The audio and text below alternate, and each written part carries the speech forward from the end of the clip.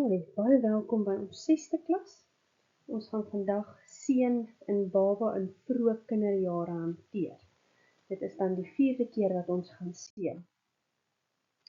So in hierdie stadium leer kinders basiese vertroue. En dan, as daar nie aan hulle behoeftes voorsien word nie, dan leer hulle nie basiese vertroue nie, en dis waar die krisis inkom. So die hoofrolspeler in hierdie tyd, in baba jare en jong kinderjare, is die mamma. Die liefde van pappa is baie belangrik, maar mamma se sorg is kritiek om basiese vertroue te vorm. Die sleutelvraag wat in die kind se hart beantwoord moet word, is daar enige iemand wat ek kan vertrou om aan my behoeftes te voldoen? Of is daar enige iemand wat groter en sterker en wyser as ek is, wie waarlik vir my kan sorg en vir my sal lief wees? Babas en klein kindertjies moet op mense buite hulle self staat maak om te oorleef, dit weet ons, né? So, as baba lus is vir 'n broodjie, kan hy nou nie juist op 'n stoeltjie klim en vir homself 'n broodjie maak nie. 'n Klein kindjie het nodig dat mamma vir hom 'n broodjie maak, en 'n klein babietjie het nodig dat mamma vir hom 'n bottel gee.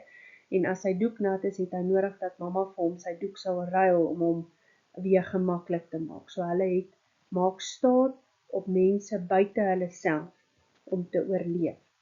Satan wil seker maak dat die kind geen konstante sorg ontvang nie en skep daardeur 'n wesenlike vrees vir die dood, 'n innerlike onrus en 'n stryd om te oorleef. Satan wil hê dat die kind moet dink dat daar niemand is wat hy kan vertrou nie, niemand op wie hy kan staat maak nie, en dat hy aan sy eie behoeftes sal moet voorsien, en omdat dit nie moontlik is nie, sal die kind vrees ondervind en sy siel sal nie in rus wees nie. Kom ons kyk, in baba en vroeë kinderjare sal 'n seëning wees as die ouers verbaal en fisies kommunikeer dat hulle die kind wou hê, dat hulle die kind aanvaar en die kind word ontvang en is welkom, en mamma in besonder wys baie liefde en sy hou die kind vas en sy koester die kind en sy versorg die kind. Die mamma borsvoed om fisiese en emosionele band met die kind te vorm. Die mamma kan die kind voortdurend versorg en aan die kind se fisiese en emosionele behoeftes voorsien, wat hom aanspoor om iemand buite homself te vertrou om aan sy behoeftes te voorsien. Ook pappa toon 'n beduidende hoeveelheid fisiese aanraking en liefde. Kom ons kyk wat sal 'n vervloeking wees vir die kind. Ouers kommunikeer verbaal en fisies dat die kind nie gewens is nie. So die babietjie word nou gebore, nou sy in die pad, pappa en mamma wil dalk uitgaan om te gaan kuier, niemand kan die baba oppas nie, die baba is aanhoudend in die pad en niemand se eintlik lus om na hierdie kind te kyk nie, en hulle praat dit, hulle sê dit vir mekaar. Okay, en die mamma, dit kan weens baie redes wees, baie keer postnatal depression of sulke goedjies maak dat die mamma haar liefde van die babietjie weerhou en nie die babietjie koester en versorg nie. Dit kan wees omdat die babietjie dalk prematuur gebore is en nou in 'n broeikas is en die mamma nie so by die babietjie kan uitkom nie. Daar kan baie goeders op hierdie stadium gebeur wat aspris is of nie aspris is nie, nou. Okay, die mamma borsvoed nie, sy kies dalk om nie te borsvoed nie, sy wil dalk nie die babietjie so teen haar hê nie. Die kind ontvang nie voortdurende sorg nie, moontlik omdat die ma nie beskikbaar is om in die fisiese en emosionele behoeftes te voorsien nie, en daarom word hierdie verantwoordelikhede uitgekontrakteer. Baie keer kan 'n bediende dalk 'n kind grootmaak, of baie keer moet 'n kind dalk baie vroeg al kleuterskool toe gaan, omdat die mamma moet werk, of baie keer wil die mamma net, dalk laat die mamma die baba by die ouma af, hoe ook al, maar die mamma is nie daar homself, dit kan 'n vervloeking vir die kind wees, né? Okay, en dan die pa toon nie toepaslike fisiese aanraking en liefde nie.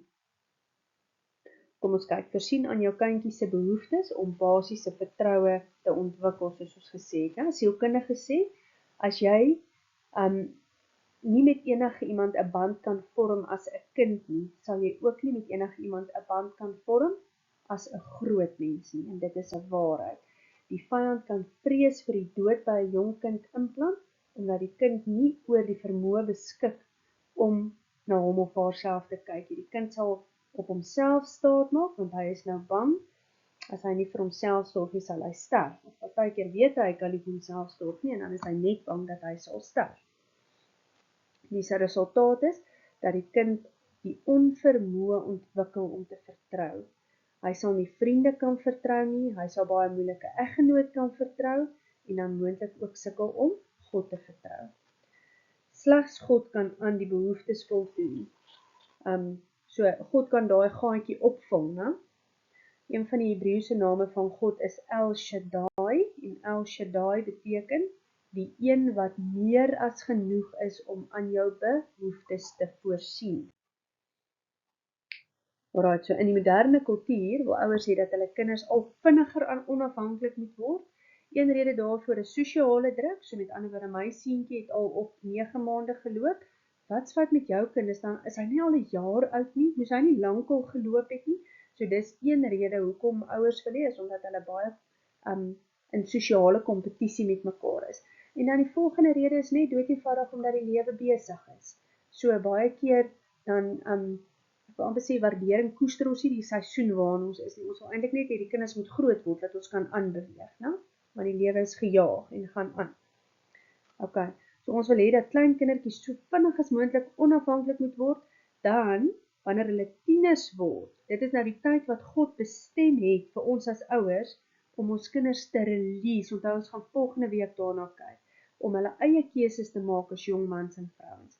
Dan probeer ons hulle keuses beheer en dan maak ons hulle meer afhanklik. So as ons dit regkry om hulle meer afhanklik te maak as klein kindertjies, dan kan ons hulle release in tienerjare om onafhanklik te wees. Dis hoe God dit beplan. So as 'n kind nooit die basiese vertroue en sekuriteit ontwikkel het nie, dat aan sy behoeftes voldoen sal word nie, kan hulle 'n onafhanklike gees ontwikkel, wat teensinnig is om wyse advies van hulle ouers te aanvaar in hulle tienerjare. So 'n rebellie. Ons gaan dood eenvoudig nie doen wat ons ouers sê nie. Dit kan dan die ouer motiveer om te probeer om hulle kinders se keuses te beheer.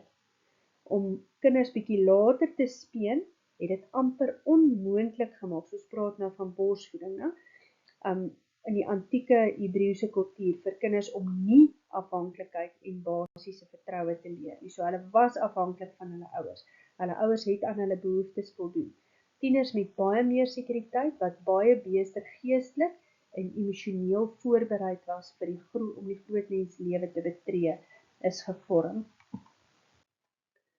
Okay, so kom ons kyk, irrasionele vrees dat iemand jou gaan verlaat. Ons gaan gou vir jou 'n getuienis gee van Jill, wat nooit wou gehad het dat haar man op besigheid moet weggaan nie. Sy was bang dat hy nie weer gaan terugkom nie, of dood eenvoudig dat hy of iemand anders gaan los, maar sy het daar vreeslike vrees gehad dat hy nie terug gaan kom nie. So sy het toe na vir berading gegaan, en die Heilige Gees het vir haar gewys, uit haar geherinner aan 'n voorval, toe sy 5 jaar oud was. Okay. Jill het onthou dat sy hospitaal toe moes gaan vir hartchirurgie. Haar ouers het voor haar 'n gesprek met mekaar gehad oor hoe bang hulle was dat sy sou sterf. Hulle kon in elk geval ook nie daai nag by die hospitaal slaap nie as gevolg van die hospitaal se reëls, nie eers uit hulle eie keuse uit nie, maar dit alles het toe nou vir Jill baie bang gemaak. Sy was vreesbevange en het verlate gevoel, en ook gevoel haar ouers is nie lief vir haar nie. Sy het 'n ernstige mediese kondisie gehad en nie geweet of sy gaan lewe of sterf nie in hierdie onbekende plek.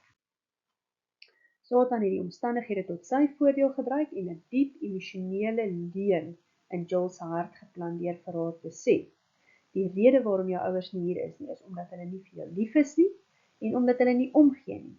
Jy is nie vir hulle belangrik nie, en hulle gaan nooit weer terugkom om jou te help nie. Hulle los jou, en niemand gaan ooit weer vir jou sorg nie. Jill kon die diep gevoel van vrees aan die Here bely, want dit gaan altyd saam met bely, né? So wat Jill moes gedoen het, sy moes gesê het, nee, get behind me, Satan, God is hier om my te beskerm, en dis nie die waarheid nie. My ouers is baie lief vir my, en die rede hoekom hulle nie slaap nie, is omdat dit die hospitaal se reëls is, en ek weet dat hulle baie lief is vir my. Maar sy kon nie dit gedoen het nie, want sy was te klein en sy het nie van beter geweet nie. So nou moet sy net sê, jammer, want Satan hou daai vrees en die feit dat sy nie daarop God staat gemaak het nie, hou hy teen. Onthou die skrif sê, Satan kla ons by God aan dag en nag. Nou, so, sy bely daai vrees, dis die eerste stap dan, van genesing, en toe het sy die gevoel van vrees vir die Here gegee, en gevra dat hy dit sal replace met sy waarheid. En hy het die diep gevoel van vrees uit haar uitgehaal, en vervang met volmaakte vrede, en sy volmaakte liefde. Okay. En ons lees in 1 Johannes 4 vers 18. Perfect love drives out all fear. Kom ons kyk na God se beskermende meganisme in die ou Hebreëse kultuur. So die kind se fisiese en emosionele sorg was mamma se hoogste prioriteit. Nie werk of bediening of enige iets anders op die ouderdom nie. Nou, mamma, daar het partykeer sommer ander mense by die huis kom bly om vir mamma te help skoonmaak of om van mamma se ander taakies oor te vat. Maar mamma het baba groot gemaak. So in vandag se tyd sal ons baie maklik baba by ouma gaan aflaai en dan sal mamma aangaan met haar goed. In die ou Hebreëse tyd sou ouma veel eerder kom het om te help om die huis skoon te maak en die kos voorberei sodat mamma na die baba kon kyk. Sien julle hoe het ons hier goed omgedraai? Okay. En nou weer by borsvoeding, om langer te borsvoed het 'n groot afhanklikheid by die kind geskep en dis langer afhanklikheid van die ma en dis vertroue in 'n ander persoon om aan die kind se behoeftes te voorsien. Ook die kulturele uitkyk op die huwelik om 'n stabiele omgewing te skep waarin kinders 'n prioriteit in die familie was.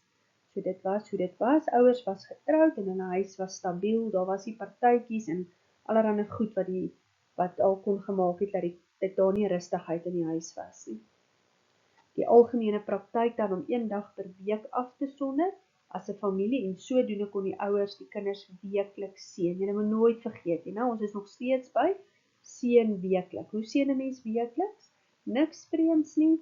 Ons sit eenmal 'n week, wanneer ook al se dag, sê nou maar julle besluit dis Vrydag aande, want dan hoef die kinders nie huiswerk te doen nie. Eet ons almal saam om die tafel en dan kan elke ou net vir mekaar ietsie mooi sê. So, pappa kan dalk vir mamma seën, mamma kan dalk vir pappa seën en dan kan elke ou 'n beurt kry. Die kinders kan dalk ook 'n beurt kry om mekaar te seën of vir mamma te seën of ons kan kloksgewys gaan vanaand, ander keer gaan ons anti-kloksgewys, hoe ook al, maar elke ou kry 'n beurt om iemand anders te seën. En die groot wiskunde agter daai som is dat as jy dan nou die sussie moet seën, maar eintlik as jy kwaad val met sy vanoggend nie jou borsel terug op sy plek gesit het nie, gaan jy hom nie kan seën nie. En dan gaan jy vir haar sê, weet jy wat, ek sien lus om jou te seën nie, want jy het nie respek vir my goed nie. Hoekom het jy nie net my borsel gaan terugsit op sy plek nie? Dan kan sussie sê, ek is jammer, ek besef nou, ek het jou laat voel dat ek nie jou goed respekteer nie. Dit was nie my bedoeling nie, ek sal dit nie weer doen nie. En dan kan sussie seën.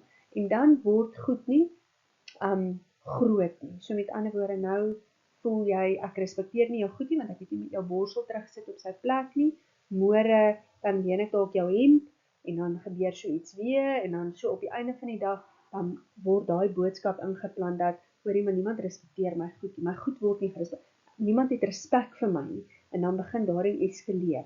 So as ons mekaar eenmal in 'n week seën, dan bly ons hierdie klein goedjies die heeltyd uitskakel. As jou kind aangeneem is en nie getroetel of gekoester is as kind nie, kan jy die volgende bid. Maak jou oë toe. Here, baie dankie vir hierdie kind waarmee U ons vertrou. Hy of sy is so 'n seën vir ons. Here, een van U name is El Shaddai, wat beteken die een wat meer as genoeg is. El Shaddai, ons vra dat U ons kind sal opvul met U liefde. Raak ons kindjie se hart diep aan die binnekant, wat nodig het om vasgehou te word. Koester hom of haar en laat hy of sy U liefde voel. Sal U die arms nou om hom of haar vou en hom of haar U oorvloedige liefde laat voel. Jy kan nou sommer 'n rukkie wag en net dalk sommer jou hande ook om jou kind sit. Jy kan jou kind se naam daarin sit. Vandag seën ons jou baba en kinderjare. Ons seën jou met bonatuurlike sekuriteit en die vermoë om God te vertrou as jou Vader, wat aan al jou behoeftes voorsien. Ons seën jou met die vermoë om ander te kan vertrou met die wete dat jy nooit alleen sal loop nie. God sal altyd daar wees vir jou. Vandag verklaar ons dat daar 'n rustigheid in jou hart sal wees met die wete dat jy nie alleen is nie. Die almagtige God sal saam met jou stap al die dae van jou lewe en jy kan hom in elke aspek van jou lewe vertrou.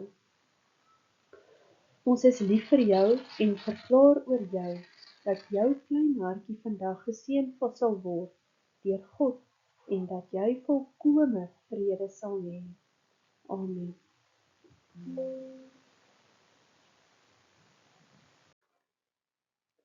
As jou kind reeds 'n groot mens is en nooit die seën gekry het nie, en jy kan sien dat daar probleme is met vertroue, dan kan jy die volgende gebed saam bid.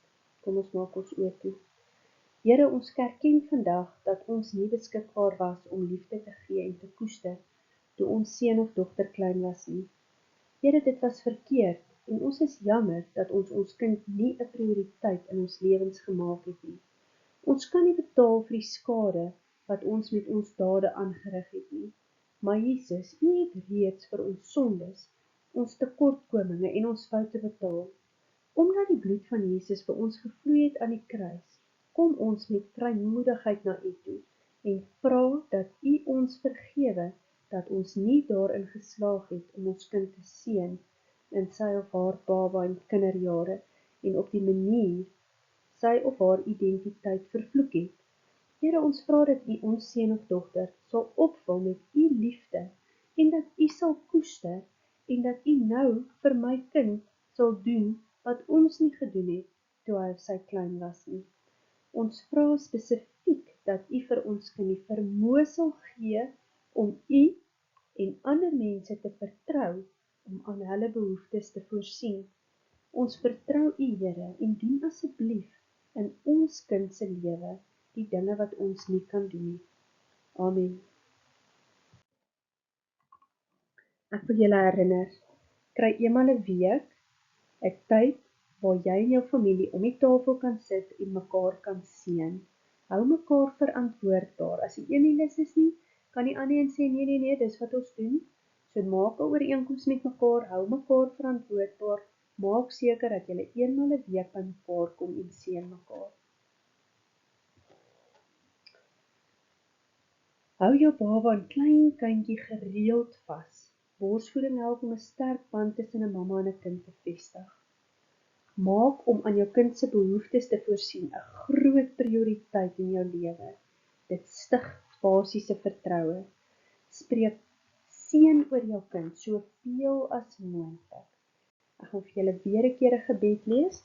Jy kan weer jou oë saam bid, saam toemaak en saam met my bid. En hierdie gebed kan jy daagliks vir jou kind lees. So jy kan jou kind se naam daar insit.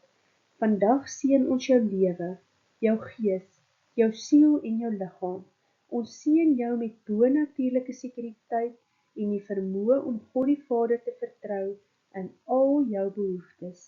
Ons seën jou met die vermoë om ander mense te vertrou. God sal altyd daar wees vir jou. Vandag verklaar ons dat jou hart vrede sal hê in die wete dat jy nooit alleen is nie en dat die almagtige God saam met jou sal stap al die dae van jou lewe. Jy kan hom vertrou in elke aspek van jou lewe. Sit jou kind se naam daarin. Soos jy groot word, sal jy groei in wysheid en gestalte en guns hê by God en mens. Ons is lief vir jou en verklaar dat jy sal floreer in alles wat jy doen, al die dae van jou lewe. Amen. Dis dan die einde van vandag. Ek sien julle volgende week, dan doen ons puberteit.